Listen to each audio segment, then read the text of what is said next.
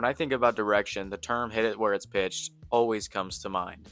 Of course, we all know inside pitches should be caught more out front and they should be pulled, and outside pitches, it's the opposite. You should catch them deeper and it should go the opposite field. While that train of thought isn't necessarily wrong, I think it's oversimplified because it implies that your swing is the same and you're just hitting the ball in different parts of your swing. For some guys, yes, that's absolutely true, but if that is the case, then you'll see less power to the opposite field, more power to the pull side. Really elite, adjustable hitters like Mike Trout and Shohei Ohtani have proved that mechanically your swing does change a little bit inside to out. So we'll start with Shohei because he's a little more exaggerated example than Trout. He gets off-speed middle in here. I just want to note where the hips and shoulders are at contact here. When we talk about lower half direction, I'm not saying that wherever your hips are pointing, that's where the ball's going to go. It's not just about catching it deeper. Elite hitters are not taking the exact same swing every time and just catching the ball in a different part of their swing.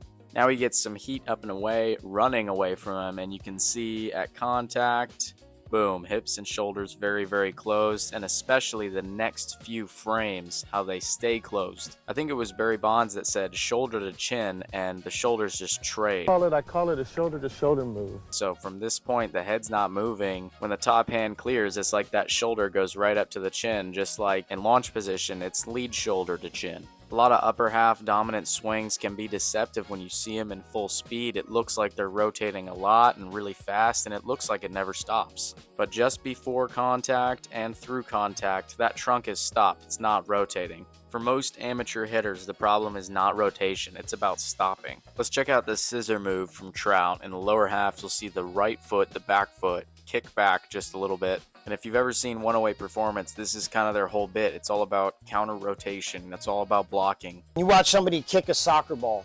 If they're going to kick it as hard as they can, does their left arm carry it through like this, or does it go across like that?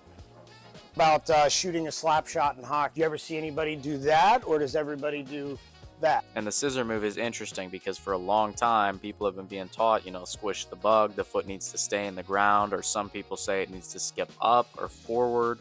Almost every swing from Trout, that right foot is going to skip backwards and his feet finish closed.